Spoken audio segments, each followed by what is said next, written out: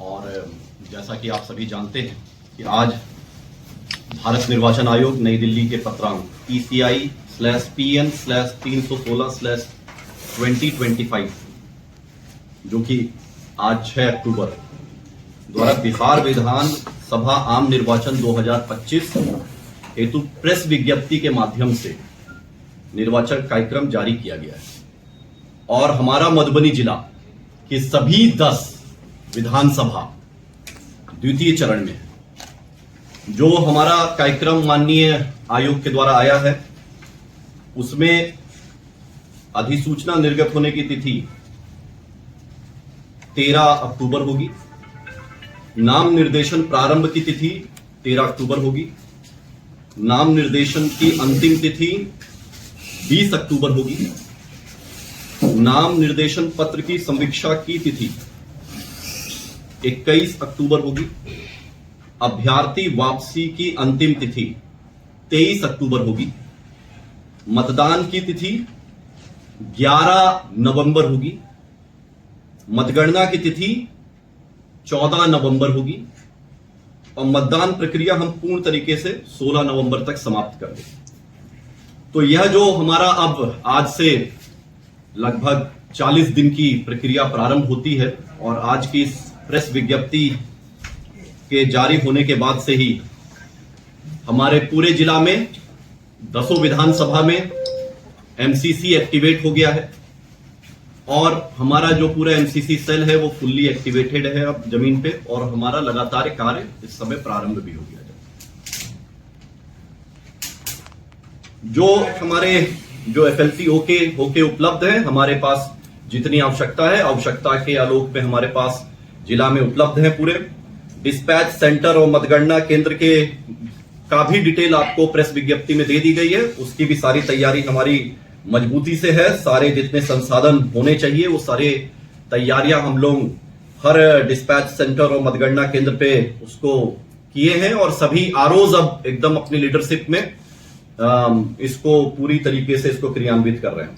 हमारे लगभग 23 कोषांग जो है पिछले 1 से 1.5 महीने से जिनका जिस कोषांग के टाइम से शुरू होना था वो सब कार्य लगातार पीछे से चलते चले आ रहे हैं और आज प्रेस विज्ञप्ति जारी होने के बाद से वह और जो है गतिशील रहेंगे और हम लोग माननीय आयोग के जितनी भी गाइडलाइन है सीओ ऑफिस की जितनी भी गाइडलाइन है वो हम लोग इन्हीं कोषांग के माध्यम से उतारने का कार्य करेंगे और मॉनिटरिंग करने का कार्य करेंगे। विधि व्यवस्था के दृष्टिकोण से भी हमारी पूरी टीम एकदम चुस्त दुरुस्त है और उसका थोड़ा और डिटेल जो है एसपी साहब अभी जब बताएंगे तो वो देंगे। आदर्श आचार संहिता में पूरी तरीके से आपके माध्यम से ये हम आश्वस्त करते हैं पूरे मधुबनी जिला को कि एकदम जीरो टॉलरेंस की नीति पे आदर्श आचार संहिता का हम लोग अनुपालन कराएंगे और जितने भी मतदाता हैं हमारे पूरे मधुबनी जिला में मैं जिला निर्वाचन पदाधिकारी के रूप में सह जिला पदाधिकारी के रूप में आप सभी से अनुरोध करता हूं कि सब भारी संख्या में आके अपने मताधिकार का उपयोग करें और आपके लिए जितनी सुविधा हो पाएगी हम लोग प्रशासन के माध्यम से जो हमारा उत्तरदायित्व बनता है उसमें हम पीछे नहीं हटेंगे। उससे हम 2 कदम आगे बढ़ के ही आपके लिए करेंगे। जो कुछ नवाचार इस बार एडिशनल ऐड हुआ है उसकी भी लिस्ट आपके प्रेस विज्ञप्ति में दी गई है जिसमें से कुछ एक जो है हम आपको अंकित कर देते हैं। जैसे मतदाता के कन्वीनियंस के लिए जो कुछ चीजें इस बार एडिशनल की गई हैं उसमें से एक है कि आपको मोबाइल डिपॉजिट करने की फैसिलिटी पोलिंग स्टेशन पे दी जाएगी। तो कई बार ऐसा होता है कि मोबाइल नहीं रख पा रहे हैं या उसको लेके नहीं आने से भी कुछ मतदाता अगर उन्हें जो असुविधा होती थी उसको दूर करने के लिए इस बार mobile deposit facility polling station पे दी जा रही है। अधिकतम इलेक्टर की संख्या 1200 रखी गई है सभी पोलिंग स्टेशन पे ताकि ज्यादा लंबी लाइन ना लगे, भीड़ ज्यादा ना हो, तो वो सहूलियत के लिए भी वोटर इंफॉर्मेशन स्लिप का जो डिजाइन है उसको मॉडिफाई किया गया है। सीरियल नंबर और पार्ट नंबर जो है उसको और फॉन्ट को बड़ा किया गया है ताकि वो और अच्छे से दिख सके। और वोटर इंफॉर्मेशन स्लिप के लिए भी 1-2 चीज और आप लोगों से हम रिक्वेस्ट करेंगे कि हमारे बीएलओ सारी जगह वोटर इंफॉर्मेशन स्लिप अवश्य बांटेंगे। 100% सभी के सभी मतदाता तक इसको पहुंचाने का कार्य करेंगे। लेकिन आपके माध्यम से पुनः हम इस बात को बोलेंगे कि वोटर इंफॉर्मेशन स्लिप वो जानकारी का माध्यम है, लेकिन जो दस्तावेज, जो आइडेंटिटी कार्ड आपको लेके जाना है, जिसके आधार पे आप वो 12 आइडेंटिटी कार्ड का वो हिस्सा नहीं, अगर आप वीआईएस नहीं भी ले गए हैं तो भी आपको मतदान या आपका मताधिकार का उपयोग करने से कोई नहीं रोक सकता है। It is not a legal document to cast your vote. तो इसलिए किसी भी मतदाता के मन में बिल्कुल भी ये ना रहे कि वो वीआईएस अगर उनके पास वो घर पे भूल गए हैं या कहीं इधर उधर उनको जो मिलेगा वो मिसप्लेस हो जाए, तो उसकी वजह से कोई भी बिल्कुल ये नहीं सोचेगा कि वो अपना मताधिकार का उपयोग ना करे। वो बिल्कुल जाएंगे और कोई उनको रोकेगा नहीं उनका मताधिकार उपयोग करने से। हमारी ट्रेनिंग में भी हम ये पूरी चीजों को बहुत मजबूती से अपने सभी polling person, law and order और बाकी तैयारियों पे कुछ प्रकाश डालेंगे। धन्यवाद। आप सभी को चुनाव की डेट्स के बारे में डीएम सर के द्वारा बहुत ही डिटेल में बताया जा चुका है। जैसा कि आप सबको पता है कि निर्वाचन आयोग के द्वारा चुनाव से जुड़ी सभी तिथियों की घोषणा की जा चुकी है। पूरा जिले की पुलिस फोर्स, प्रशासन, सभी लोग मॉडल कोड ऑफ कंडक्ट लागू हो चुका है, सब उसके अब अधीन है। तो इसको लेकर के मधुबनी पुलिस ने अपनी सारी तैयारियां पूरी कर ली है। इसको लेकर कुछ अहम जानकारियां मैं आपको दूंगा। देखिए, सबसे पहले हम सभी एक टीम है और हमारी एक ही कोशिश है कि ये पूरा चुनाव, पूरी जो निर्वाचन की प्रक्रिया है, ये संविधान के तहत और निर्वाचन आयोग के द्वारा बनाए गए कानून और रूल्स के तहत ही हमें करानी है। तो इसको लेकर के हमारी तैयारियां काफी टाइम से चल रही थी और लगभग वो पूरी हो चुकी है। सबसे महत्वपूर्ण इसमें होता है कि लॉ एंड ऑर्डर मेंटेन रहे, अपराधियों पे जो कार्रवाई हो पुलिस की जारी रहे और लोग बिना डरे या बिना किसी भय के या बिना किसी प्रलोभन के या लालच के वो पोलिंग बूथ तक जाए और भारी से भारी संख्या में अपना वोट डाले। इसको लेकर के हम लोग को मैं बताना चाहूंगा करीब 10 सशस्त्र सीमा बल की कंपनी मिल चुकी हैं। ये प्री इलेक्शन एरिया डोमिनेशन के लिए दी जाती है।